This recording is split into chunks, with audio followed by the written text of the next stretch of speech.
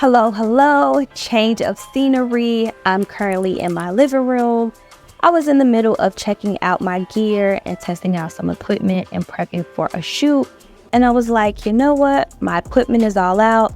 Let me just set it up and have a quick chat with you all. And also, I don't know if it's just me, but this time feel like it is just flying. It's like I blinked and looked up, and now it's the end of May and it's probably June by the time you all are viewing this video. But either way, I wanted to rewind and catch you all up to speed on what's been going on over here behind the scenes. So let me not be rude. If you are new here, welcome. I'm Chardeney. I'm glad to have you, and I make things. As of lately, I've been making videos about my film projects and sprinkling in a little bit of my fashion through sewing. I guess you can say my channel is about film, fashion, and my life as a creative entrepreneur. Now, before I dive into what I've been up to, let me elaborate a bit about what I mean when it comes to figuring out my style as it relates to film and fashion. Personally, for me, I've been working with filming mainly in a corporate setting or working with businesses or brands that already have an established identity when it comes to tone, logo, and even font pairings. And for me, I've been trying to figure out what is my mark or my stamp or my thing outside of a logo when it comes to film. Like, if I were to put my work out into the world, and as I continue to put my work out into the world, how would someone be able to identify this is a project that I worked on? Or when someone has a video project in mind, what comes to mind? Who do they think of when they think of video projects? And how can I position myself to be the person that comes to mind when somebody is thinking about their next video project? And also, I've been thinking about, is this even a path that I want to continue to embark on? I think it's never too late to reinvent yourself or start fresh. So I've kind of been pondering the idea of if this is something that I want to continue to do. And if I do it, what does it look like? What does it feel like? And all the things. And in the same breath, some of the same things come to mind as it relates to my wardrobe. My day-to-day has changed, and although I've been working from home more, I've been trying to figure out, how do I continue to show up as my best self? Because if I'm being real, sometimes how you look is also how you feel. And in some cases, how you dress is how people will treat you, but that's a completely different topic.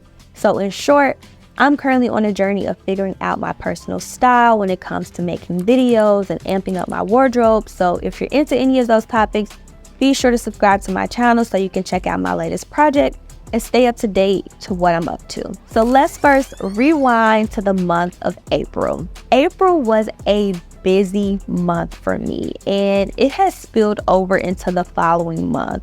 So I kicked off the month of April attending the Justice on Trial Film Festival. This was my very first time attending a film festival. I was invited to come out with a client.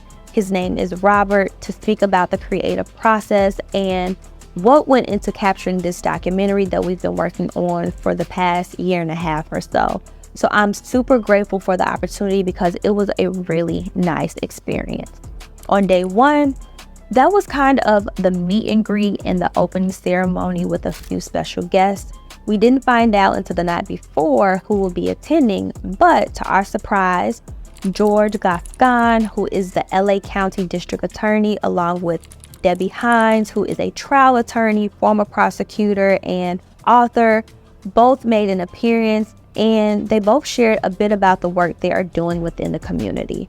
So Debbie also did a book signing during her time there, and she shared her new book that's out, and she read a chapter to give us some insight on what it's about. So I got my hands on a copy of one of her books, and I think that this is a really cool keepsake to take away from the event, and I'm glad I got a chance to get a copy, and I'm looking forward to reading it and checking it out. On day two, that was the actual film festival. And this was the time where you got a chance to go around and view some of the other films and network with other individuals who are creating films.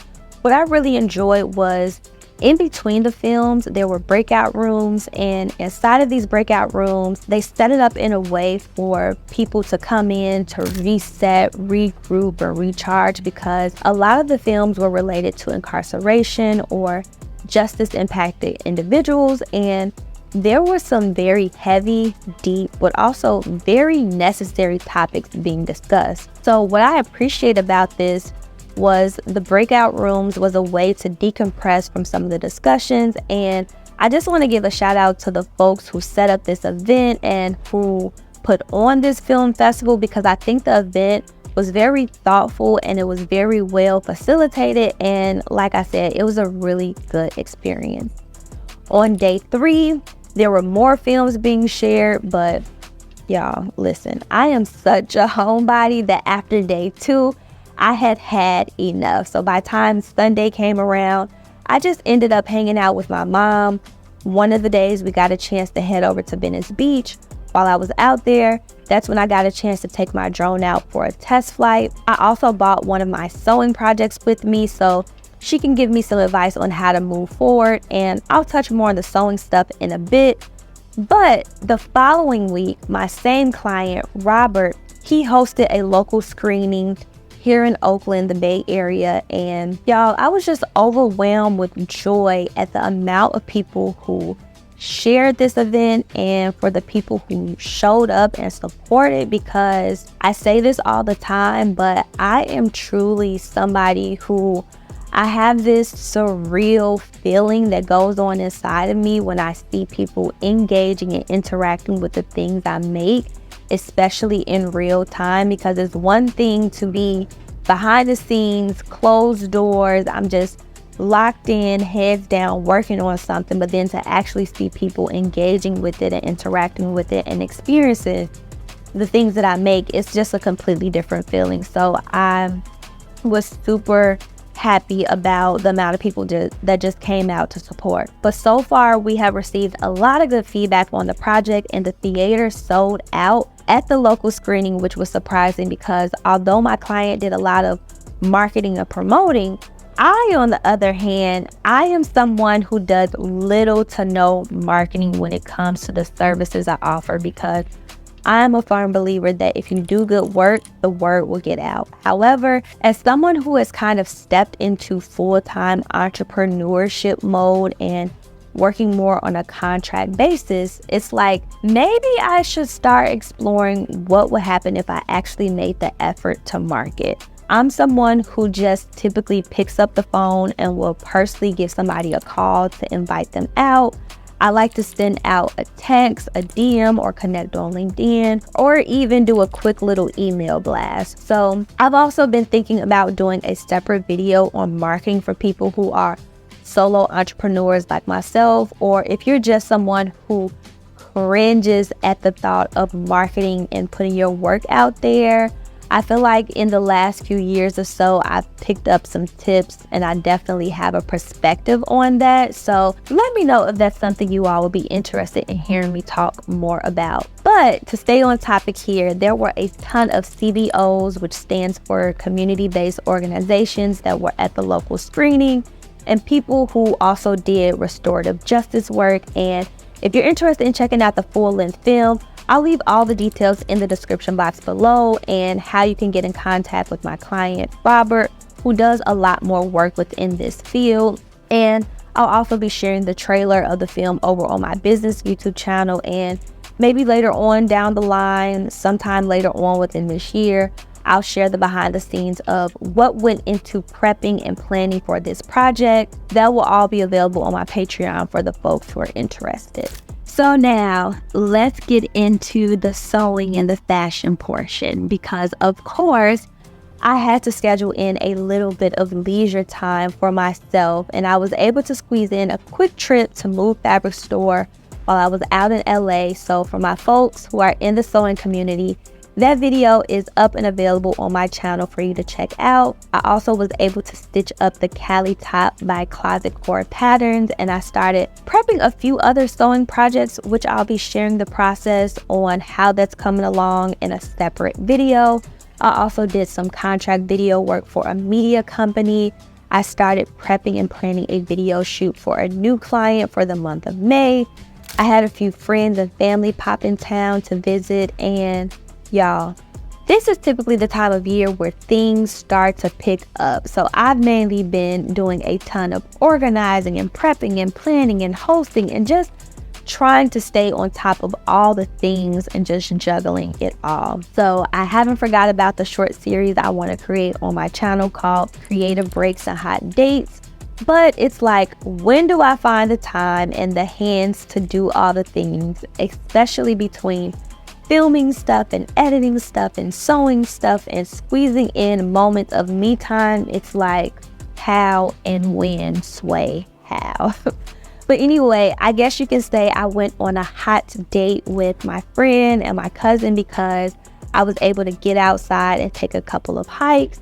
Now, it wasn't necessarily hot when we went on these hikes, but it was a nice creative break to just get outside and step away from my computer screen and from being so sedentary and just sitting at a table and a desk and being heads down editing and sewing. So I got a chance to get out and get some fresh air.